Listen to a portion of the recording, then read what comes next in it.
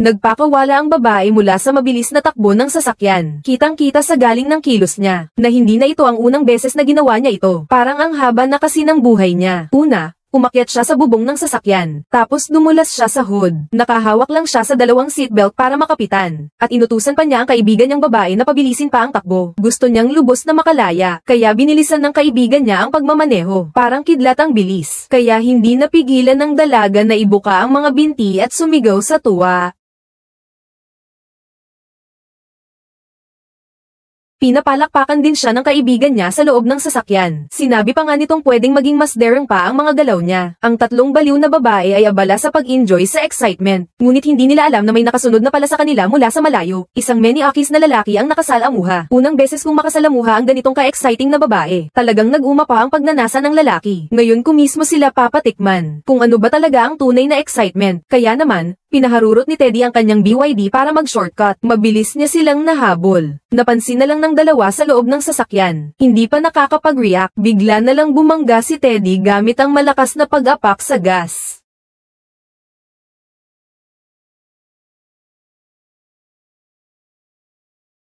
Parang hindi pa rin sapat kay Teddy, at sunod-sunod na naman ang mga pagkabangga. Hindi na niya kontrolado ang sasakyan. Si Pomeranian naman ay napapaikot-ikot at nataranta. Sa wakas, natakot din siya. Pinagsisihan na niya ang paglalaro ng mapanganib na larong ito. Biglang binilisan ni Teddy ang takbo at sumalpok sa gilid. Nagbago siya ng direksyon at patuloy na bumangga. Dahil sa malakas na puwersa, natanggal agad ang seatbelt ni Pomeranian. Bigla siyang nawalan ng kapit at halos lumipad na palabas. Kaya naman, kumapit siya ng mahigpit sa hood ng sasakyan. Pero ayaw pa rin silang tantanan ni Teddy. Patuloy pa rin siyang humahabol at bumubangga. Muntik na rin silang matamba. Pinapahinto ni Pomeranian ang schnozer agad. Pero dahil kanina, pinilit nitong i-full throttle ang sasakyan. Umabot na sa 800 milya ang bilis ng schnozer. Kung biglang hihinto, sisiguradong matatanggi si Pomeranian palayo. Nakita niya ang masayang many-akis sa tabi. Hindi alintana ni Pomeranian ang kanyang kaligtasan at humigpit ang hawak. Natawa ang lalaki. Gustong-gusto niyang makita ang kaakit-akit na anyo ng babae kapag nagwawala. Pagkatapos ng ilang pagkilos, ang Pomeranian, na pagod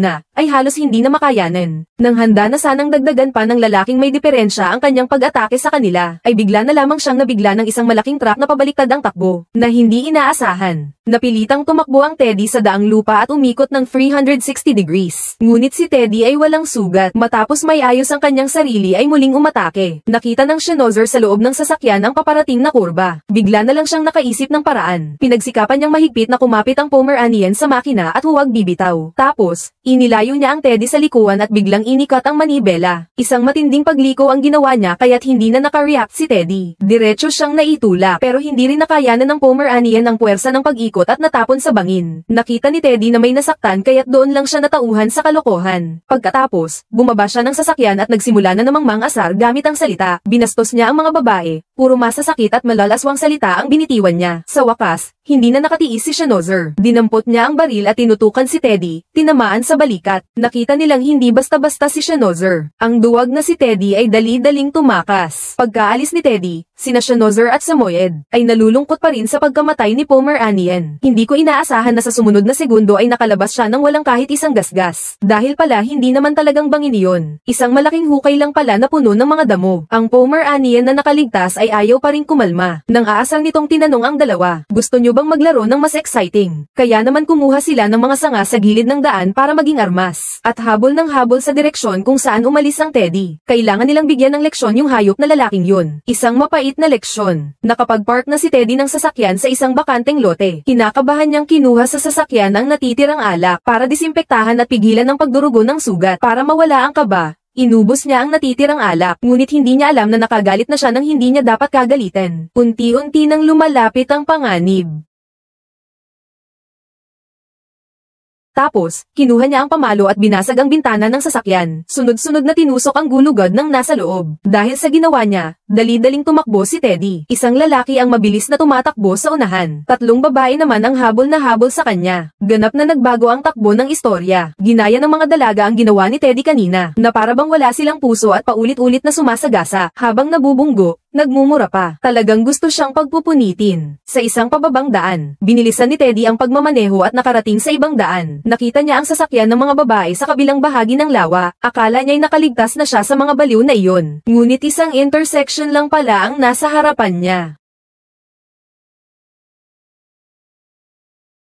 Biglang bumilis si Schnauzer. Itinulak niya ang sasakyan ni Teddy. Naitulak ito sa highway at nagpatuloy ang paghabol. May mga dumadaang sasakyan na nakakaabala. Akala ni Teddy, dumating na ang pagkakataon niya. May naisip siyang plano. Bigla niyang tinapakan ng preno para sa isang perpektong drift. Gusto niyang makaiwas sa tatlong babaeng baliw. Ngunit magaling ang pagmamaneho ni Schnauzer. Parang isda sa bilis ng pagkilos. Agad silang nakasunod ulit. Nang makita iyon ni Teddy, humingi siya ng tawad dahil sa pagiging pabigla-bigla niya kanina. Nakiusap siya sa mga babae na pakawalan na siya. Pero ang mga dalaga ay sumagot, mas gusto pa rin namin yung una mong ugali, yung hindi ka ganon kasunod sa Niren. Nasabi na lang namin na, nakagalit siya ng hindi niya dapat kagalit. Akala ko'y tatlong mahina lang na babae, na madaling paglaruan at saktan. Hindi ko akalain na ang mga babaeng ito ay hindi basta-basta. Si Teddy ay naging biktima na nila, at nilalaro na nila sa kanilang palad. Paano ko naman hahayaang makaligtas ito ng basta-basta? Isang malakas na tulak ng mga dalaga. Si Teddy ay bumangga sa karatula sa gilid ng kalsada. Pagkatapos ay nakita niya ang isang sangandaan sa unahan, kaya naman pinadyak niya ng malakas ang gas. Nang malapit na sa sangandaan ay bigla siyang lumiko. Sa wakas, matagumpay niyang naiwan ang tatlo. Nanggigigil siya sa sarili dahil sa sobrang galing niyang magmaneho. Ngunit hindi niya alam na ang mga dalaga ay nasa itaas na niya pala. Nakarating siya sa intersection. Ang Schnauzer, na may bilis na parang kidlat, binigyan si Teddy ng nakamamatay na suntok.